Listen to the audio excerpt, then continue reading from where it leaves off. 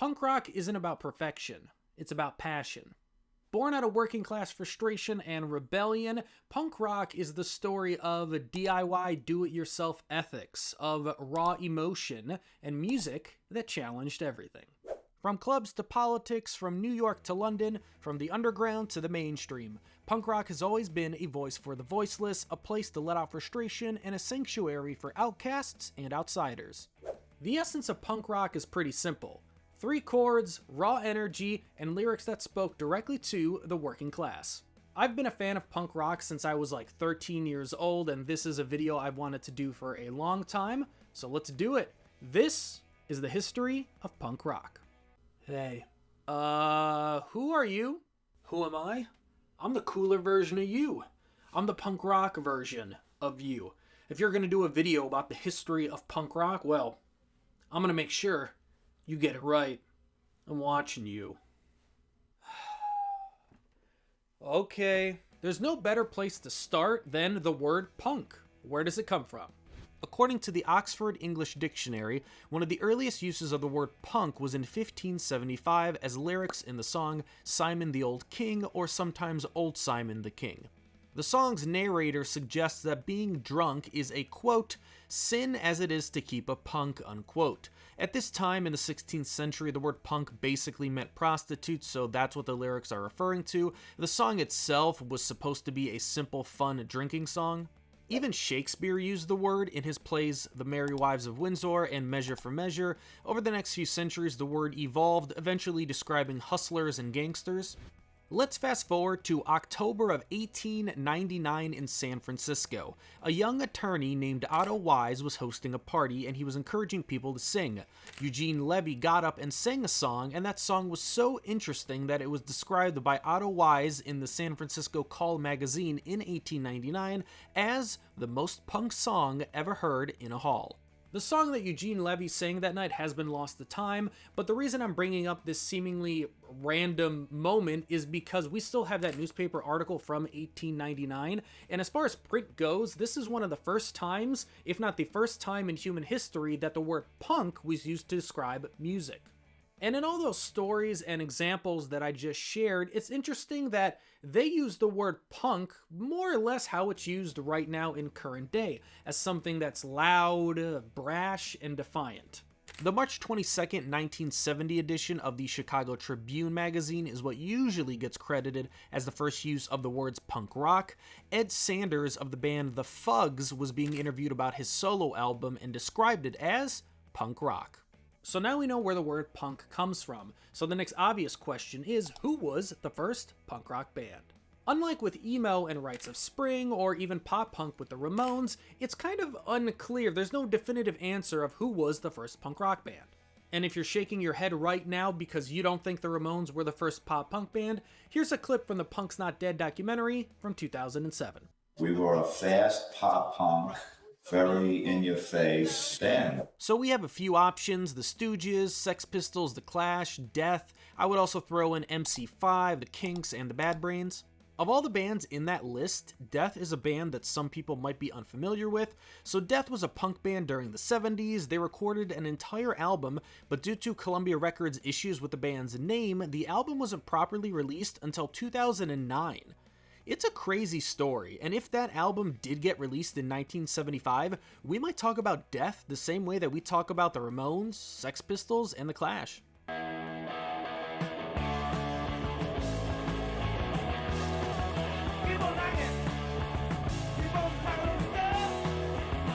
So who was the first punk rock band? Honestly, I think I might go with MC5. They were talking about politics, police brutality, all with the sound of what we think of when we think of modern punk rock, all in the early 70s. I'm sick and tired of paying these dues, and I'm sick to my guts of the American blues. Who started punk rock? Was it the Sex Pistols over in England? Was it the Ramones and the Velvet Underground in New York? Sex Pistols, Ramones, who cares who started it?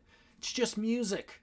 The one thing I do know is that we did it harder, we did it faster, and we definitely did it with more love. And you can't take that away from us. No one's trying to take anything away from you. Much of the early days of punk rock are synonymous with political anger. The Clash, for example, had songs like Career Opportunities, which is about the lack of good paying jobs. The Sex Pistols, of course, had songs like God Save the Queen and Anarchy in the UK, both being direct attacks at the government. But not every punk band in those early days was screaming at the government. You have a band like the Ramones who did have some political songs, but I think when most people think about the Ramones, they think about Blitzkrieg Bop or any other fast, catchy love songs that you can sing along to. You also had the Buzzcocks, whose most popular song ever is Fallen in Love, which, obviously is a love song. And then even the Kinks, who did predate punk rock but definitely influenced it, all of their popular songs are about love. My point here is that in pop culture, punk rock is always thought of as this angry political music, when it's a lot more than that. Punk rock has always been a mix of political defiance and emotional vulnerability. That's why it was so popular with people in the early days of the scene. Punk also separated itself with its sound. Unlike the rock music that came before, it was more raw, more gritty, more intense, and it was a lot faster than the rock music that had come before. And at the same time, a lot of those early punk bands kept the catchiness of their music so you could sing along to the songs. By the early 1980s, punk splintered into various different subgenres. Bands like Rites of Spring, Beefeater, and Embrace played a more vulnerable style of punk rock, which became emo. Bands like Minor Threat, Black Flag, The Dead Kennedys, they played a faster, heavier, and angrier style of punk, which became known as hardcore. The 80s scene set the foundation for DIY ethics in punk rock. Bands were booking their own tours, self-releasing albums, basement shows, house shows, writing zines. The 80s is really where that underground punk rock sense of community emerges. Black Flag released Damage in 1981. It was a raw, unapologetic burst of rage and discontent. You can go and watch those old live sets and you can just see the intensity. You had a song like Rise Above, which was the perfect anthem for a bunch of angry kids. Minor Threat, despite being a band for only 3 years, did leave their impact on the scene with not just their direct and aggressive songs, but also their lyrics. Minor Threat and their song Straight Edge created an entire cultural movement about not using drugs and not drinking alcohol.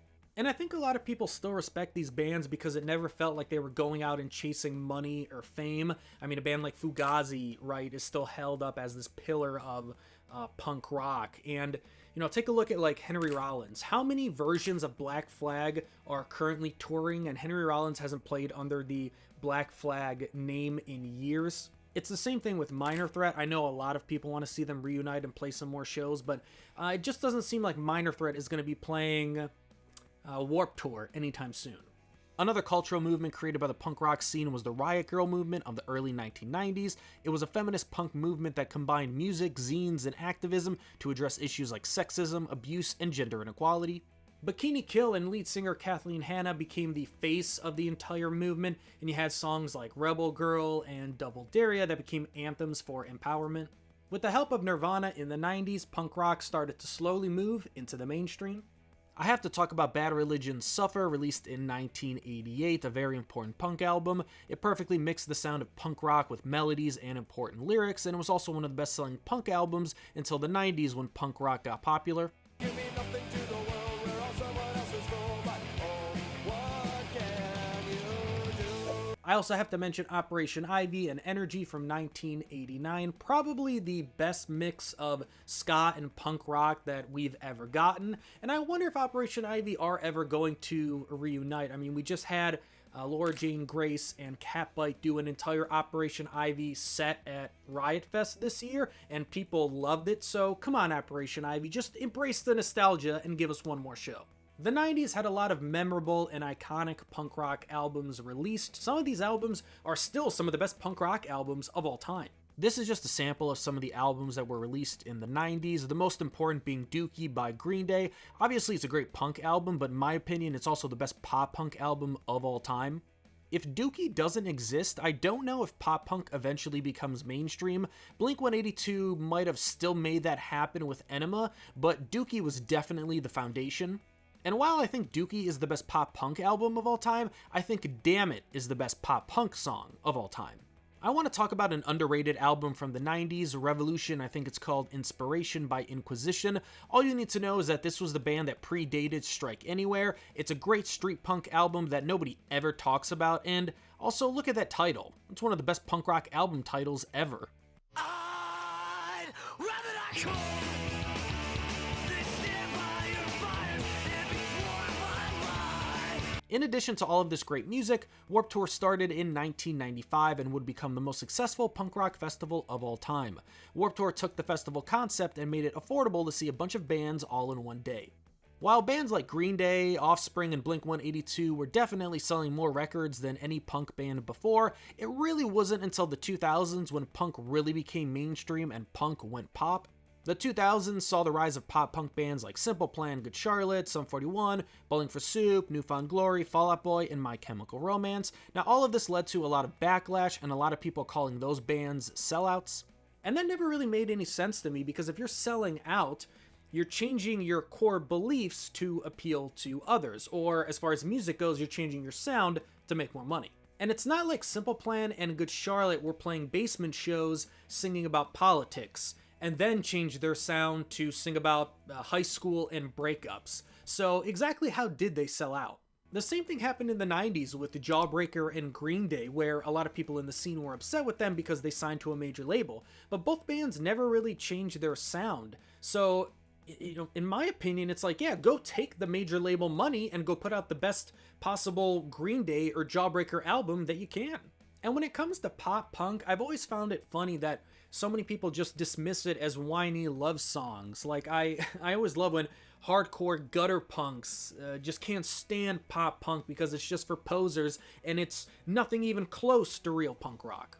Sometimes I think people like to think that a lot of the 80s punk bands were just singing political songs and just all sitting around pontificating about the current state of society and politics, as if none of those bands were singing love songs too. And this idea that pop punk is the only genre of music that is mostly about love is just ridiculous. Most human-created art, books, movies, paintings, poetry, plays, most human-created art is about love. Listen, man, I'm a punk rocker. I'm never gonna fall in love. Really? How's that working for you? Why you gotta be so mean? Aw, dude, I'm sorry. I didn't know that this all meant so much to you. Here, take some time in the video. You want to make fun of pop punk? Go ahead. I'd be happy to. Simple Plan and Good Charlotte didn't really sell out, but they definitely brought punk rock culture and punk rock fashion into the mainstream. And a record label executive saw that you could mix rebellious punk culture with the boy band marketing model and you could make a lot of money. And this model was used well into the late 2000s when rock music eventually faded away from the mainstream. Yeah, no, you're right. And it's not like punk rock wasn't around in the 2000s. Rise Against, Strike Anywhere, Against Me, NOFX, Bad Religion, Propaganda, Bomb the Music Industry, Offspring, Gaslight Anthem, Broadway Calls, all released great albums.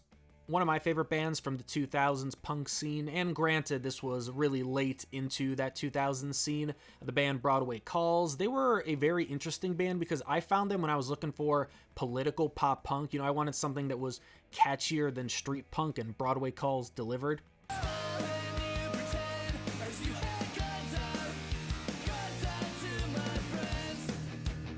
I do have to focus on the most popular punk rock album of all time, Green Day's American Idiot. Green Day was popular after Dookie, but American Idiot made them part of mainstream pop culture. They mixed political punk rock with pop punk and a concept album to create a classic. I remember when American Idiot came out and a song like Boulevard of Broken Dreams was on every single radio station. It didn't matter what genre of music. Pop, top 40, rock, it was everywhere. And I had so many friends and family who never cared about punk rock or just more aggressive rock, but they cared about this album and they wanted to talk about Green Day and they wanted to talk about American Idiot. This album single-handedly kept punk rock in the mainstream, and it was a lot of people's gateway into discovering more punk rock bands. While the 2000s are mostly known for emo and pop punk being at the height of their mainstream popularity, in 2004 the entire punk rock scene came together in a major way with the Rock Against Bush albums. The albums were compilation albums put together by Fat Mike of NOFX against the re-election of President Bush in 2004. 2 albums were released in April and August of 2004. The albums partnered with Punk Voter, an organization with the goal of getting younger people out to vote. The thing that made these albums so special was that the entire scene came together to support this effort and be on the albums. Just look at some of the bands involved: NOFX, Foo Fighters, Against Me, Rise Against, Bad Religion, Social Distortion, Operation Ivy, Green Day, The Offspring. The album even featured bands that never focus on politics, like New Found Glory.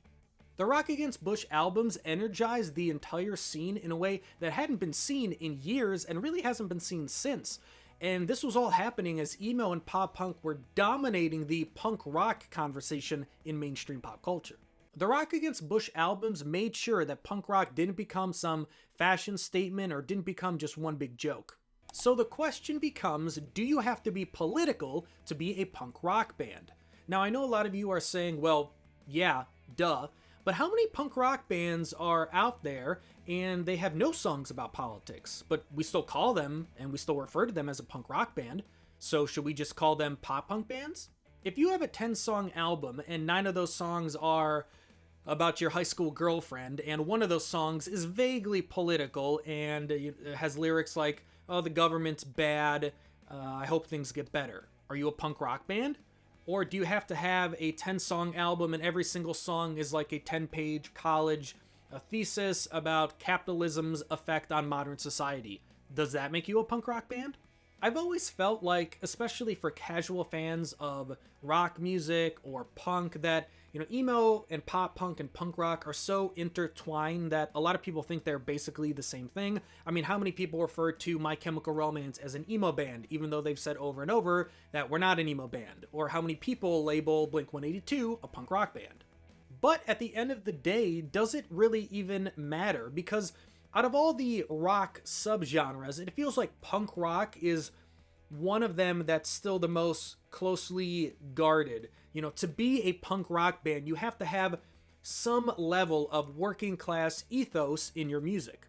It's something I've always wanted to ask a band like Rise Against, for example. Do they ever feel this pressure to write political songs or songs about something more important than a breakup, for example? Like, if Rise Against wanted to write an entire album with love songs, do they even think that's an option for them?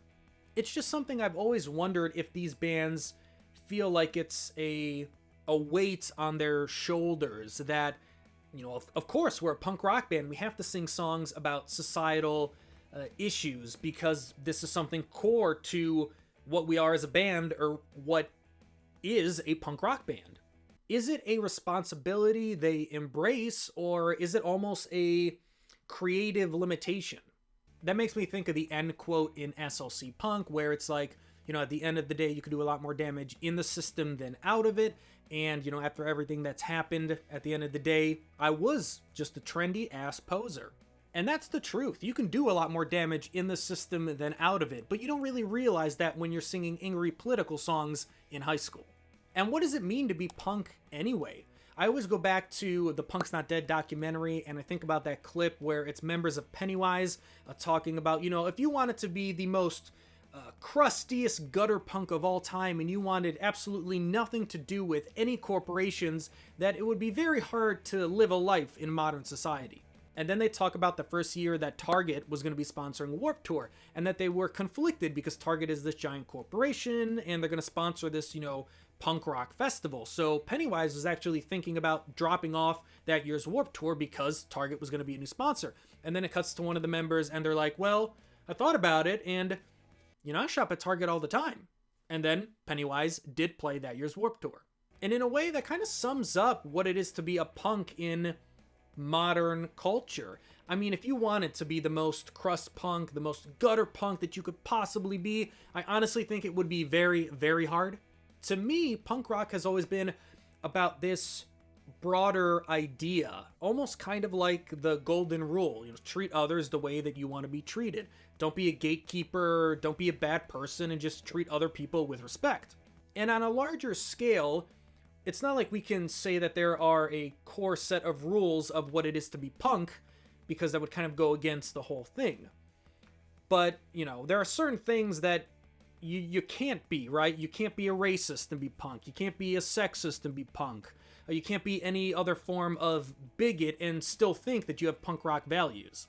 And it always baffles me that people don't understand that. Like, they're not listening to the message or the lyrics that these bands are singing about. But we've seen over and over again that a lot of people can listen to bands like Rage Against the Machine or Green Day and somehow not realize that these are political bands.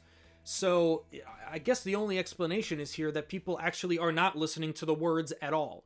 The 2010 scene means a lot to me. I was in high school and college during this time. I was in a band. I had a radio show. I mean, my entire world revolved around music during this decade. And the 2010 scene isn't really talked about a lot, so I'm excited to get into it.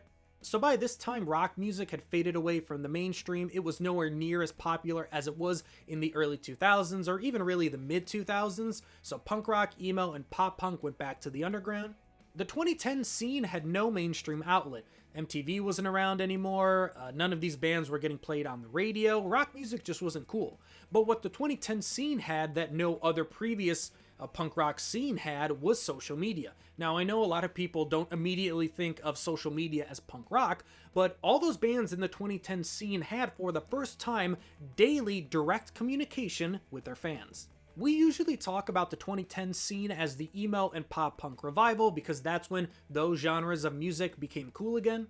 And we got great music from bands like The Wonder Years, Title Fight, Modern Baseball, The Story So Far, and many more.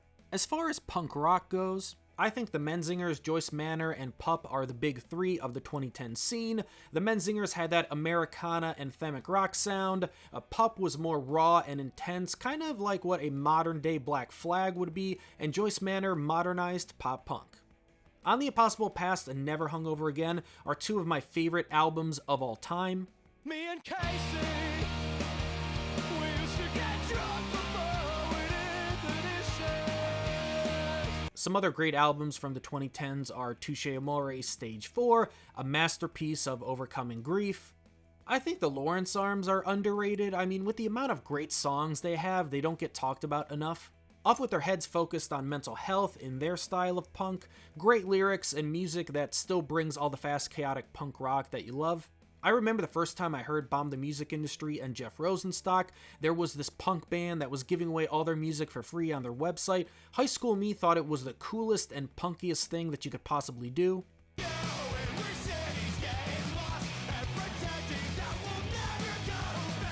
Bomb the Music Industry kept ska cool, kept the DIY ethics of punk in the scene, and just embodied everything I looked up to when I was a young punk getting into music.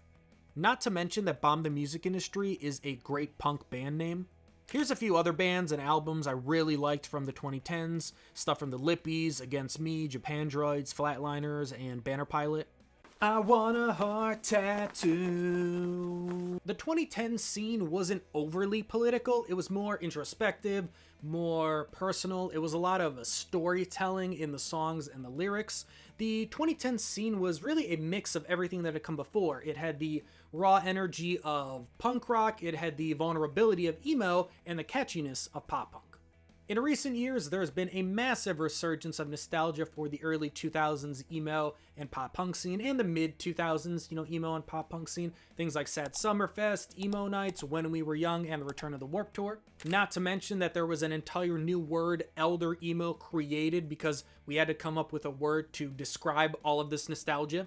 Now, all of this nostalgia hasn't really affected the punk rock scene. I mean, we've had things like Riot Fest and The Fest for years, but I really think that the Warped Tour returning is the, biggest nostalgic punk rock thing we've had so far. Warped Tour is synonymous with punk rock, emo, and pop punk, so hopefully it's not just a complete nostalgia fest and Warped Tour becomes a, outlet, as close of a mainstream outlet as there can possibly be for new bands in the punk rock scene. Because unlike emo and pop punk, I don't think there's been this, resurgence for nostalgia for the punk rock scene. That stuff has really kind of just stayed to emo and pop punk. I don't think there's any legacy punk rock band that is doing anywhere near to the the business numbers of ticket sales and just overall profitability that My Chemical Romance is doing. I mean, the last few years and like the last 2 tours for My Chemical Romance have been the most profitable of their entire career. That's kind of insane. The punk scene is in a great place right now. There are so many great bands putting out awesome music. I'm going to talk about a few of them right here. The Menzingers, Joyce Manor, and Pup are still releasing great albums. Then you have new bands in the scene like Buggin', End It, Chisel, Scowl, Restraining Order, Zulu, Soul Glow, Military Gun, Spanish Love Song, Sincere Engineer, Thick, Turnstile, Kill Lincoln, and Catbite. People think punk rock is just angry noise, but punk rock has always been a reflection of life and all of its messy glory. Punk rock can be a rallying cry for rebellion or a diary entry about a broken heart, all at the same time. Punk rock is about the working class. It's about community. It's about this raw, intense, in-your-face music that celebrates being yourself and being authentic. Punk rock was never about perfection. It's about passion. Thank you so much for watching the video. Please like the video. It really helps me out, really helps the channel out. Please subscribe if you haven't, and thanks for watching. So, you made it to the end of the video. It'd be really cool if you left a like. Real cool.